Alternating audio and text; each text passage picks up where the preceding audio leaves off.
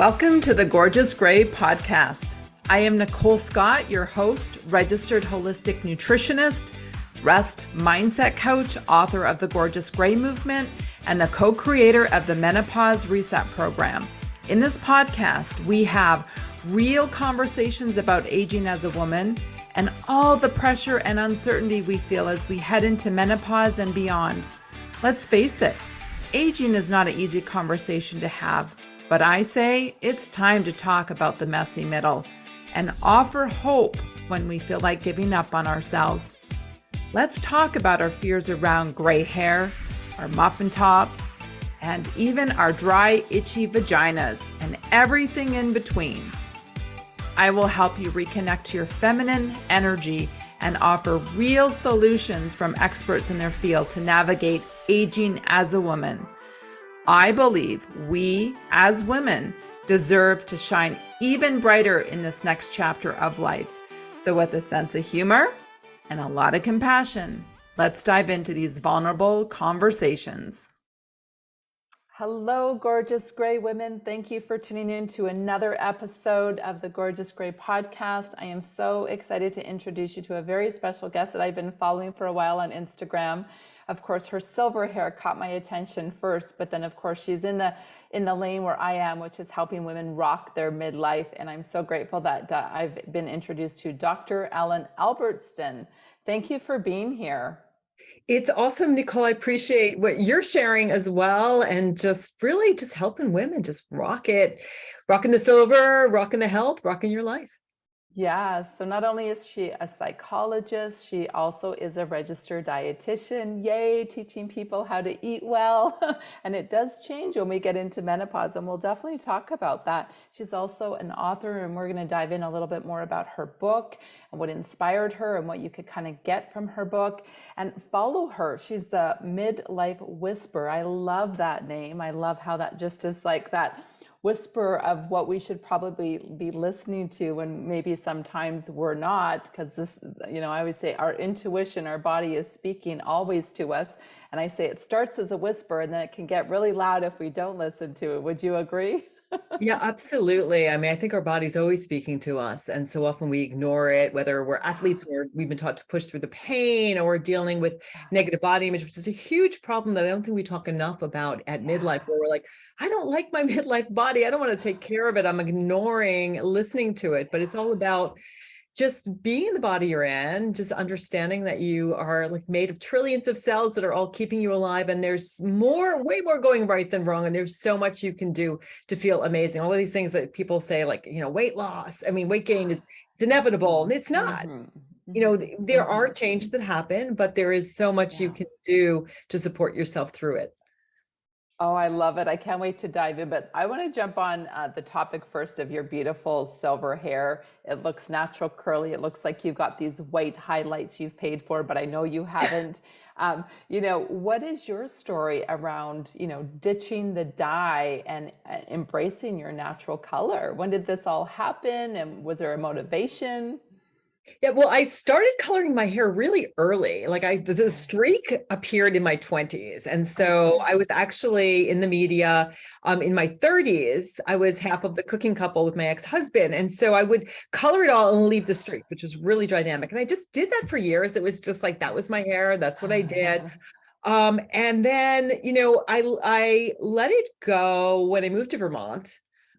Things changed a bunch, and it just didn't feel like it was when I wasn't doing media anymore. I was personal, it just wasn't a big deal. I didn't care. So I stopped coloring and moved to Vermont, where I think Vermont is a place where people a little bit more liberal around things like hair, didn't care about it. And then after growing it all out, I had this new brand that was called Smash Your Scale that I was launching. And my ex was like, well, you got to look young. So I colored it all again, leaving that streak. And then that business ended up going belly up with the marriage.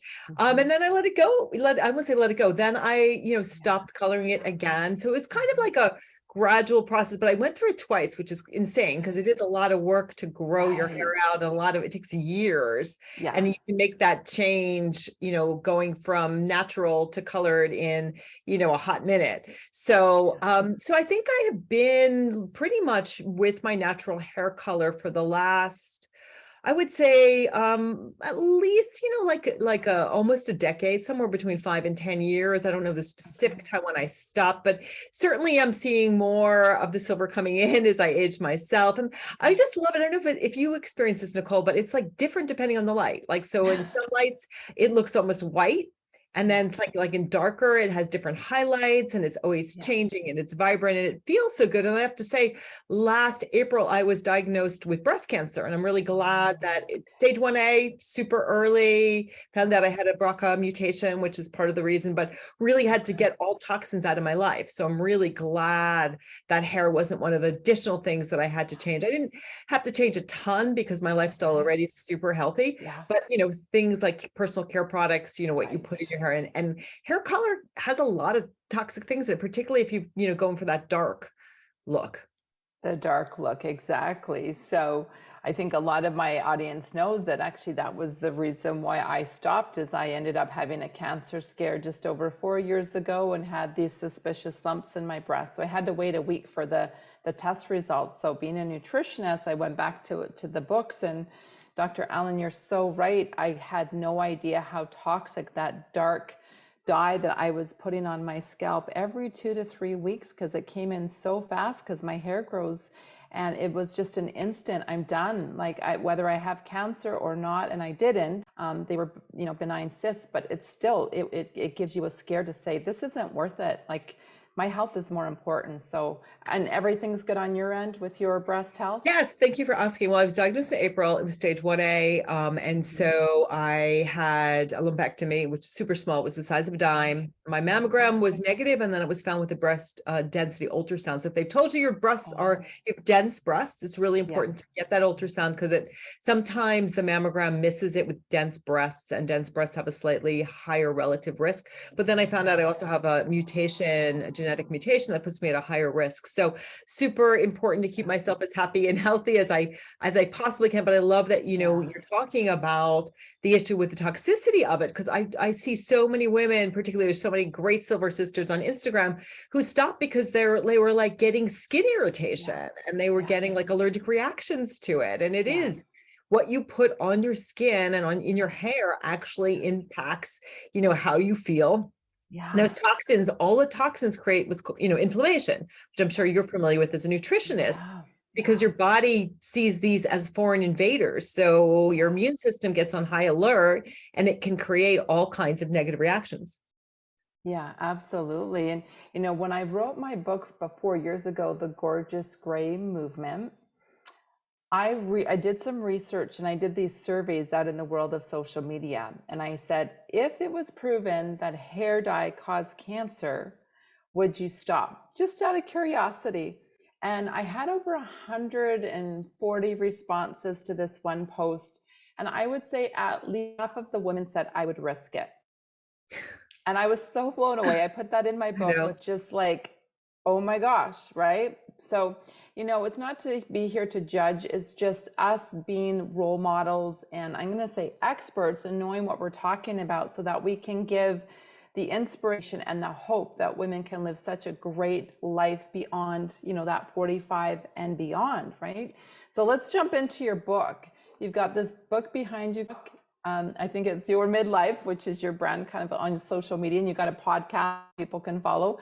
What was the inspiration to this book, and what can women expect to learn about midlife and how to rock it? Well, it was really threefold. I wrote Rock Your Midlife first, just like, we're trying to transform some things with the gray hair. We need to transform the way we perceive midlife. When you Google midlife, it is conjoined with crisis. You put it in thesaurus, and what comes up is the wrong side of 40. And I was like, whoa, wait a minute. We've got this whole second adulthood. We've got like decades of living to do, because we're living longer. Like it used to be where people, you got to 55 and that was the end, right? But now, like my parents are in their 90s. I hope to make it to 100.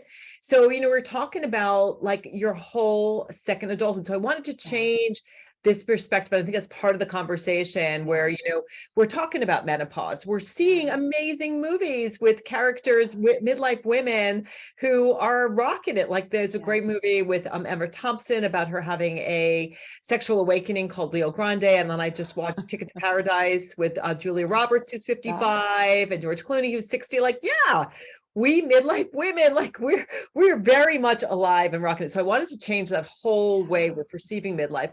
I think the second point is that there's a lot of memoirs and books about midlife, but I felt like a good how-to book, a self-help book was really needed that would cover body, mind, spirit, relationships. I have been in this midlife field my entire career for 30 years, worked with thousands of midlife women, and I wanted to share my 7-step signature system because, let's face it, we only can work with a handful of people. And I want to reach a much wider audience and help them rock midlife. And I also want to share a bit of my story because my midlife has not been easy. Now it's like, it's just absolutely amazing. But I went through, as I said, breast cancer, blindness, divorce, empty nest, all the stuff. And so I want to share a little bit of my story and give women hope and inspiration that you can use midlife as this sort of chrysalis period, just like maybe the growing out period. And I think that's the coolest thing about the silver hair is I have not met a silver sister yet who doesn't say, why didn't I do this earlier? I love this. But there's this inner transformation that happens as I look in the mirror and I don't need to look like my 26-year-old self.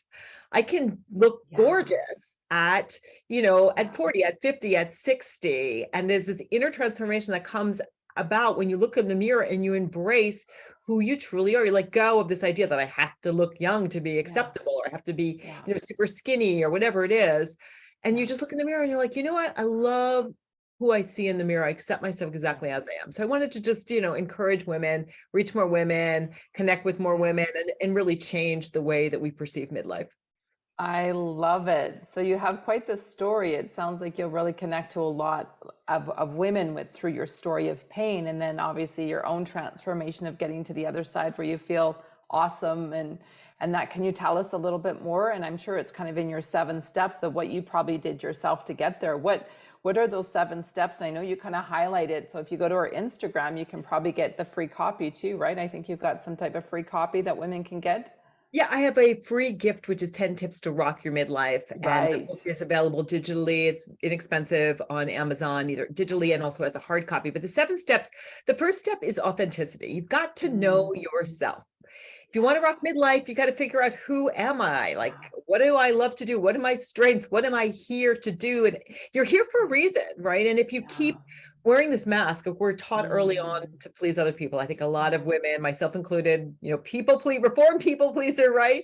And so we were always like bending ourselves into pretzels to please other people. And in this, step is so important because if you want to be on your path, you got to figure out, who am I? Like, am I putting on masks and trying to be someone I'm not, or am I really being myself? So I give lots and lots of journaling prompts, lots of resources that women can use in order to really test their strengths, get to know themselves. That's number 1, know yourself. Number 2 is love yourself. And I should say, all of these steps, you can read the whole book and you can enter at any step that resonates with you.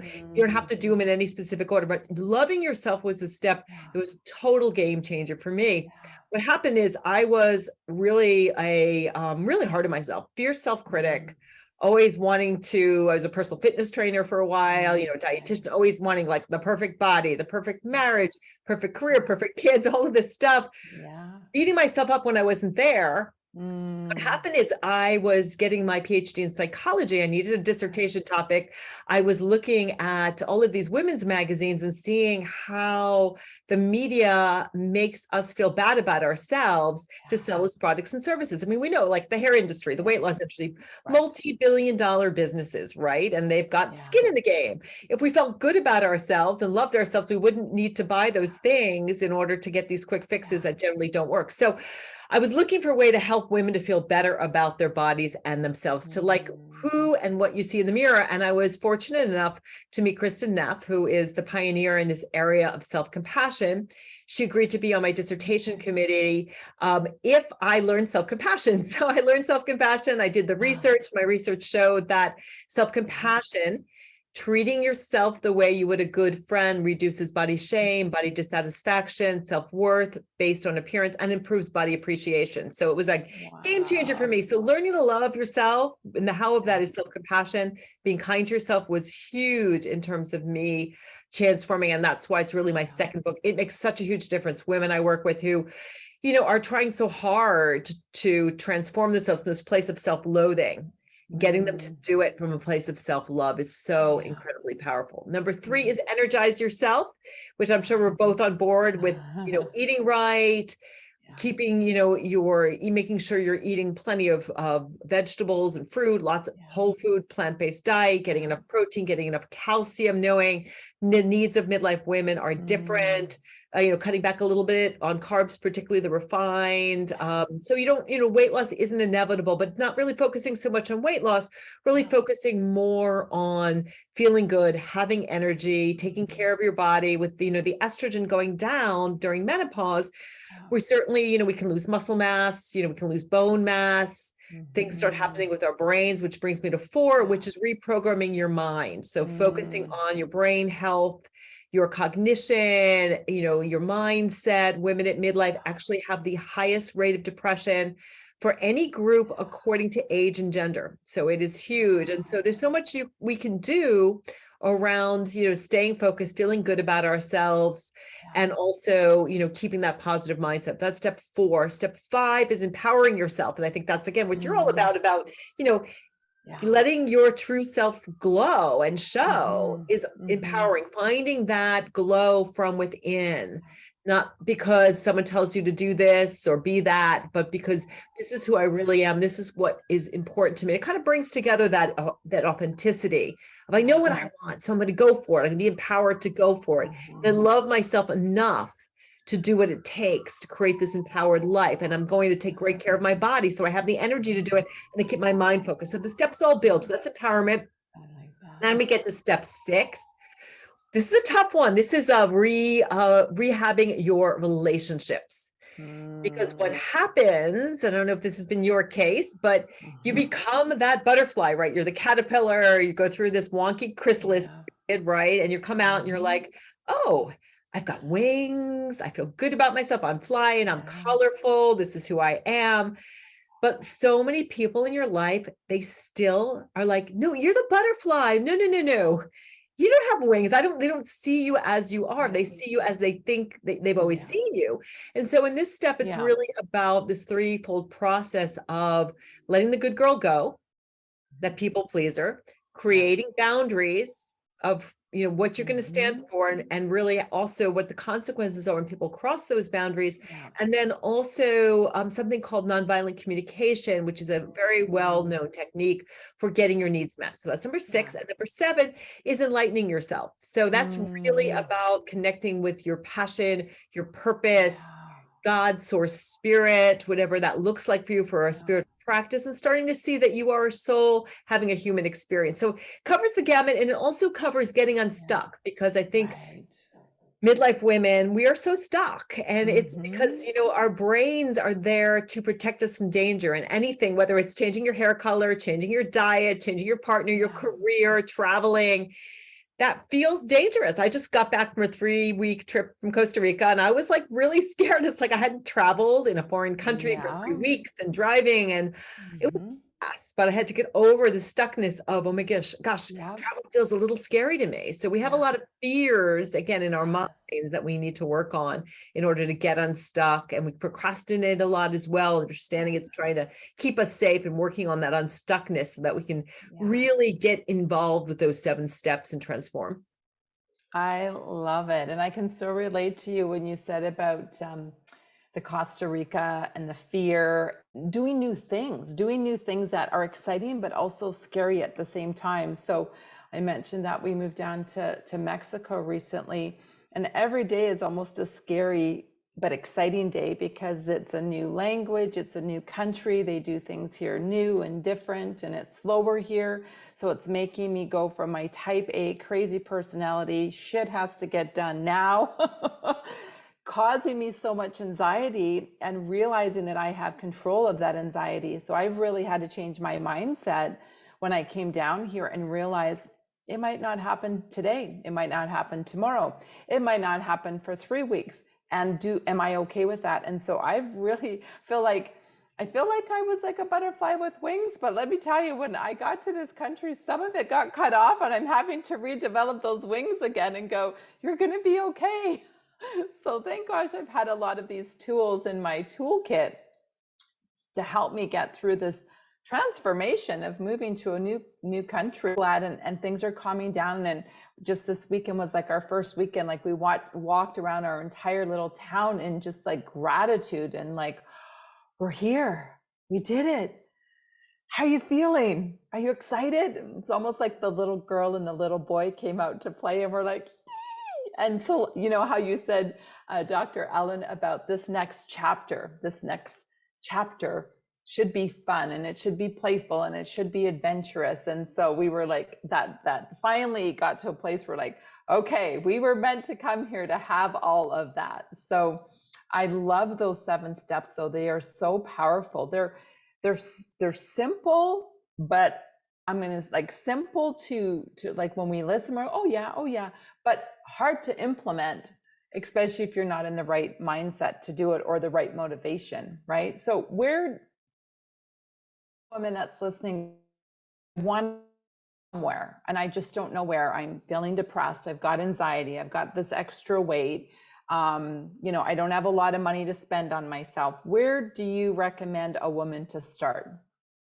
Yeah, I recommend starting by making self-compassion your superpower. It costs absolutely nothing to love yourself. And so I give lots and lots of techniques. There's a lot of information about self-compassion. I mean, 2 of my favorite techniques are just looking at yourself in the mirror with soft eyes, just looking at yourself, not judging, especially if you're growing your hair out or whatever, but like looking at yourself eye to eye and just, you know, or waking up in the morning, just looking at yourself in the mirror and going, hey, girl, you know, I'm here for you. And thinking about, you know, if a good friend was going through what I'm going through, you know, trying to lose weight, take care of myself, create a life that feels good, whatever it is, what would I say to her? Yeah. What would a good, wise friend tell me? And then do that for yourself. It's also really powerful to make a list of all the ways that you take care of yourself. And then when you find yourself stressed or struggling, take out the list and give yourself what you need. So that's the thing. First thing is make self-compassion your superpower. Right. And then I would also say, you know, Oh, I love that. yeah, there's so many, you know, free or low cost things you can do to take better care of your health. For example, you know, taking care of your sleep.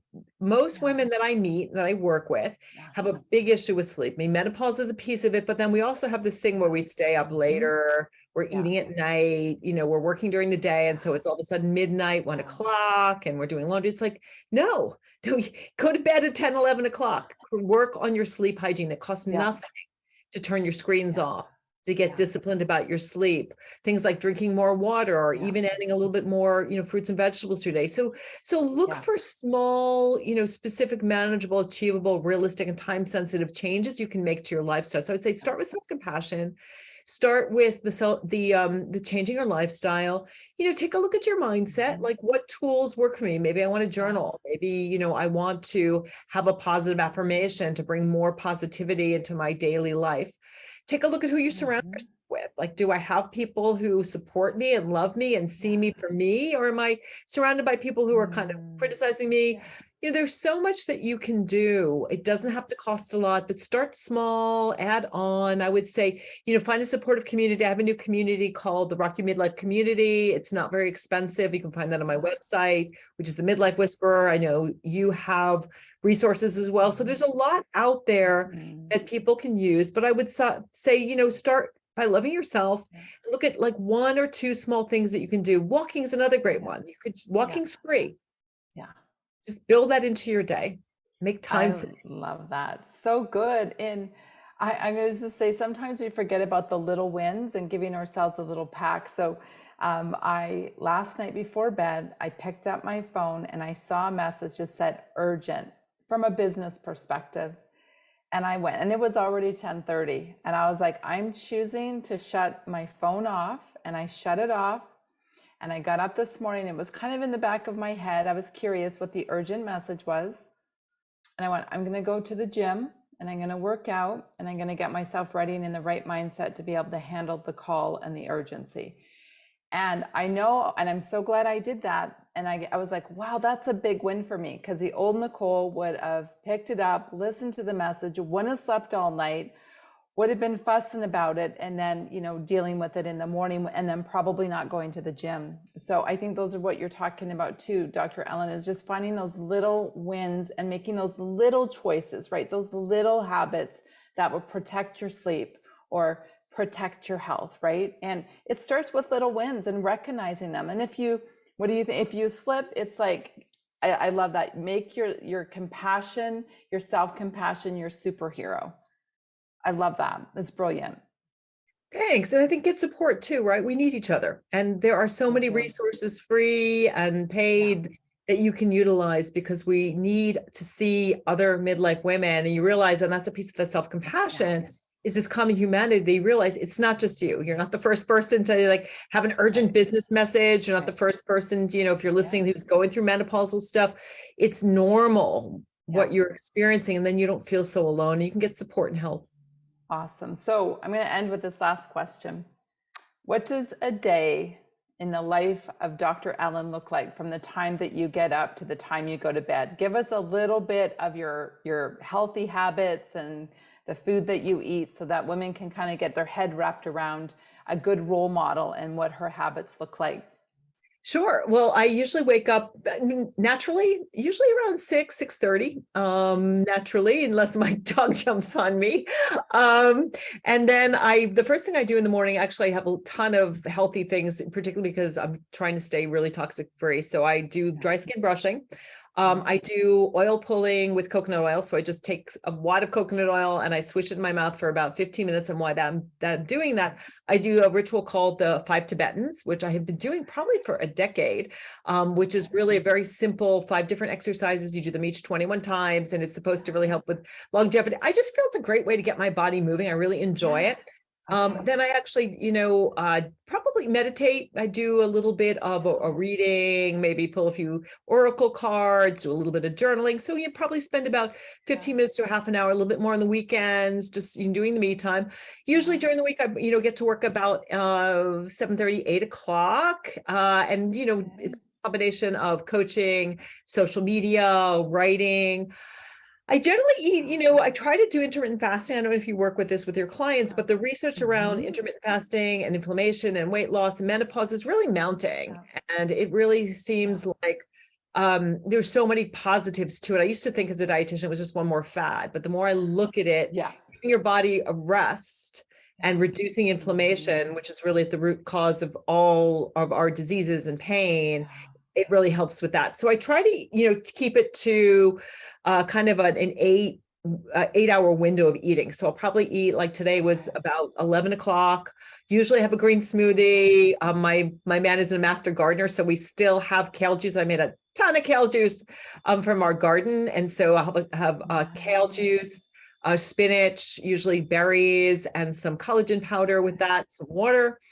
That's breakfast with usually I'm a grain-free. So I usually have like a grain-free tortilla with maybe, I love to sprout. So I'll throw some sprouts in there with some peanut butter. So that's kind of breakfasty, little brunchy kind of thing. I might have a snack in the afternoon. I usually work till about 4 or so. And then this is, during the week. Then I usually go for a long walk. So I'll walk for probably an hour and a half with my dog. I might go cross-country skiing, but, like an hour and a half of walking, swimming, something like that. And then I might do a little yoga, like we're taping this on a Monday. And so I have a yoga class that I love to do online from 6 to 7 with my Sangha, with my community. And then dinner is usually, whole food, plant-based. So my man is awesome. So I don't have to make a big dinner. We don't make a big dinner if we don't feel like it. Often it's just like cut of vegetables with some hummus and maybe some like roasted tempeh or a veggie burger. I'm not vegan, but I eat mostly whole food, plant-based vegan diet with a little bit of animal protein. And then generally in the evening, I might like read. I'm learning to play the ukulele like you. I'm trying to learn Spanish. So I try to fit an hour in of sort of self-development or just something that's just kind of for me, whether that is, again, Spanish, ukulele, learn a little bit of astrology as well. So a little bit of reading, learning. We might watch a movie or something, and then generally like screens off by 9-ish. Again, a little bit more reading, relaxing. And then I actually try to be in bed and lights out between 10 and 10:30. And that's kind of my day. Amazing. Thank you for sharing that. I'm sure it will inspire a lot of women to get their head wrapped around what their maybe new calendar and schedule could look like. And I'm sure, a schedule like that does not happen overnight. This is a schedule that you've been probably working on for years to be disciplined in it and to find the right food that feels right for your body. And so just again, if you're listening to this and judging where you're at compared to Dr. Ellen, knowing that it's taken her years to get there. So again, make sure that you bring out that self-compassion hero and work on that one habit a day or that one step at a time. Because I know it's taken me years to get to this healthy habit lifestyle. It did not happen overnight. Dr. Ellen, thank you so much for this beautiful podcast. I know you're going to inspire so many women to really just, take a reflection about where they're at. It's almost like an inventory, and give them the inspiration, hope that this next chapter will and could be their best chapter if they choose that. I'm so excited. I'm so glad that you've got it out there to the world. I can't habit, listen to it, and learn Spanish with you. Maybe we'll do an exchange. You can come to Mexico and I can come to Costa Rica, and we can exchange places and enjoy different cultures. Thank you so much. Thank you, Nicole, for sharing your love, your story, your glow, your wisdom, and just being, another silver torchbearer for just how awesome it is and the kind of inner transformation that can happen when you decide to just love who you truly are and not feel like I need to cover up my age and it's not okay, because it's totally okay. And it's gorgeous. I mean, I have to say again, I don't think I've met a silver sister who isn't like, oh my God, I love my hair. Exactly. Yeah, so true. Thank you and have a beautiful, beautiful day. And thanks for tuning into this amazing episode. I want to say thank you for listening to today's episode. If this message landed for you, make sure to leave a review and tag me, Nicole Scott at Gorgeous Gray Movement, and make sure to share with your friends. You can head over to my free Facebook community, Gorgeous Gray Movement, or subscribe to my YouTube channel for more inspiring interviews. If you are still struggling and need additional support, you can take a look at my website, nicolescott.ca, and learn more about my new Menopause Reset program that I'm so excited for. Until next time, ladies, be well and own your sparkle.